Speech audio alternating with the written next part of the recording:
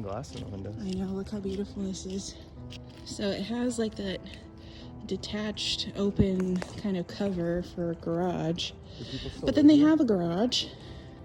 Look at the chimney.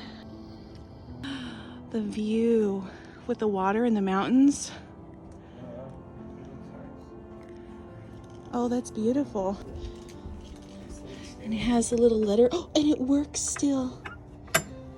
We happened upon this home after doing research on Victorian homes for sale in Washington State, and upon further investigation we found this wasn't an authentic Victorian home, but rather a recreation. This home was built in 1983 after a husband and wife wanted to recreate a Victorian home.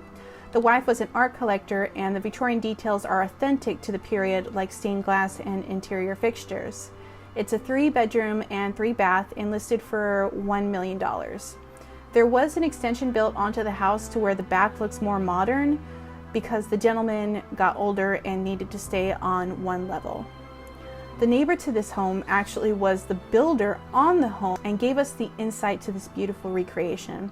The house does need some work, like the decks and electrical, and we ended up calling the realtor, and no buyers have attempted to purchase the home. These homes aren't for everyone, which is understandable.